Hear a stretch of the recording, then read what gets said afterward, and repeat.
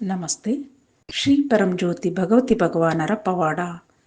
ಇಂದಿನ ಪವಾಡದಲ್ಲಿ ತಮಿಳುನಾಡಿನ ಈರೋಡ್ ಜಿಲ್ಲೆಯ ವಿಜಯಶ್ರೀ ಅವರು ತಮ್ಮ ಅನುಭವವನ್ನು ಹೀಗೆ ಹಂಚಿಕೊಂಡಿದ್ದಾರೆ. ಇತ್ತೀಚೆಗೆ ನನ್ನ ಮಗ ಅಜಯ್ ತನ್ನ ಸ್ನೇಹಿತನ ಹುಟ್ಟುಹಬ್ಬದ ಆಚರಣೆಯಲ್ಲಿ ಭಾಗವಹಿಸಲು ಬೈಕ್ನಲ್ಲಿ ಪ್ರಯಾಣಿಸಲು ಬಯಸಿದ್ದನು.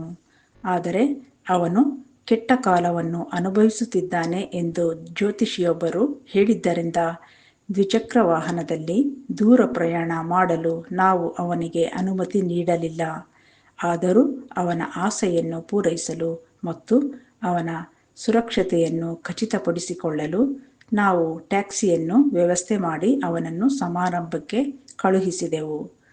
ಅವನು ಸ್ನೇಹಿತನ ಮನೆಗೆ ಹೋಗುತ್ತಿರುವ ಮಾರ್ಗದಲ್ಲಿ ಬಹಳ ವೇಗದಲ್ಲಿ ಬಂದ ಒಂದು ಲಾರಿ ನನ್ನ ಮಗ ಪ್ರಯಾಣಿಸುತ್ತಿದ್ದ ಟ್ಯಾಕ್ಸಿಗೆ ಭೀಕರವಾಗಿ ಡಿಕ್ಕಿ ಹೊಡೆದಿತ್ತು.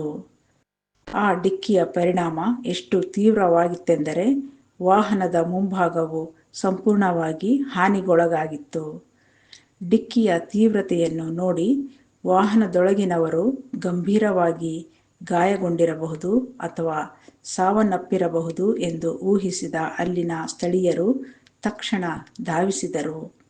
ಆ ಸಮಯದಲ್ಲಿ ನಾನು ಶ್ರೀ ಪರಂಜ್ಯೋತಿ ಭಗವತಿ ಭಗವಾನರ ವರದೀಕ್ಷಾ ಮಾಲೆಯನ್ನು ಧರಿಸಿ 21 ದಿನಗಳ ಪವಿತ್ರ ವ್ರತವನ್ನು ಆಚರಿಸುತ್ತಿದ್ದೆ ಮತ್ತು ನನ್ನ ಕುಟುಂಬದ ದೈವಿಕ ರಕ್ಷಣೆಗೆ ನಿರಂತರವಾಗಿ ಪ್ರಾರ್ಥಿಸುತ್ತಿದ್ದೆನು.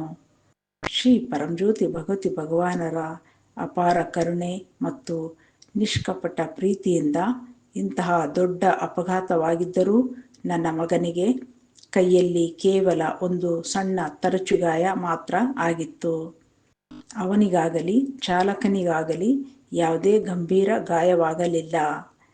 ಸ್ಥಳದಲ್ಲಿದ್ದವರು ಆಶ್ಚರ್ಯಗೊಂಡು, ನೀವು ಆರಾಧಿಸುವ ದೇವರು ಇಷ್ಟು ದೊಡ್ಡ ಅಪಘಾತದಿಂದಲೂ ನಿಮಗೆ ಒಂದು ಸಣ್ಣ ಗಾಯವೂ ಆಗದಂತೆ ಖಚಿತವಾಗಿ ರಕ್ಷಿಸಿದ್ದಾರೆ.